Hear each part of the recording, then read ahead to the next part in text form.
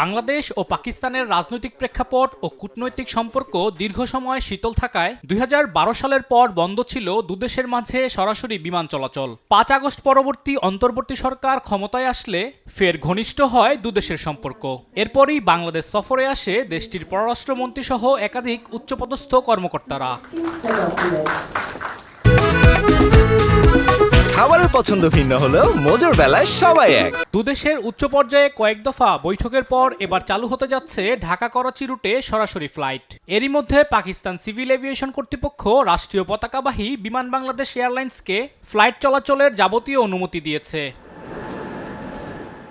বিমানের সূচি অনুযায়ী আগামী ২৯ জানুয়ারি থেকে সপ্তাহে ২টি ফ্লাইট চলাচলের কথা জানিয়েছে বিমান কর্তৃপক্ষ। ধরে আমরা ঢাকা ফ্লাইটটা চালু করার জন্য কাজ করে যাচ্ছি। আমাদের কাজ প্রায় শেষ পর্যায়ে আসছে। এখন কর্তৃপক্ষের থেকে সিদ্ধান্ত ফাইনাল করা হয়েছে যে আগামী জানুয়ারি মাসে ২৯ তারিখ থেকে আমরা ফ্লাইটটা চালু করতে পারবো। বিশ্লেষকরা বলছেন, ভারতের সঙ্গে সম্পর্কের টানপোড়েনের মধ্যে বাংলাদেশ পাকিস্তান আকাশপথের যোগাযোগ নতুন মাত্রা যোগ করবে। ভারতের সাথে বাংলাদেশে যখন যেহেতু অনেক ব্যাপারে এখন হচ্ছে সম্পর্ক একটা অবনতি হয়েছে।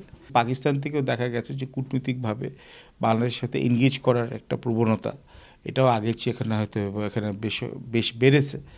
তো সেই অর্থে আমি বলবো যে এটারই ধারাবাহিকতাতে আমরা দেখছি হচ্ছে যে ডিরেক্ট এখানে ফ্লাইটটা হওয়াতে যাতে হচ্ছে যে ট্রাভেলটা এখানে হচ্ছে আরো ইজি হয়ে যায়। সরাসরি ফ্লাইট চালু হলে অনেকটাই কমে আসবে যোগাযোগ খরচ, যার ফলশ্রুতিতে নতুন সম্ভাবনা তৈরি হবে বাণিজ্য ও পর্যটন খাতে বলে মনে করছেন এই বিশ্লেষক।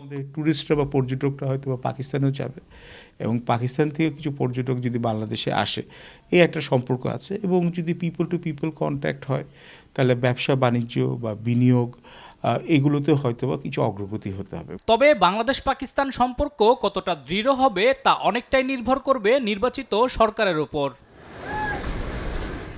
আলিমুজ্জামান সাফওয়ান, দেশ টিভি, ঢাকা।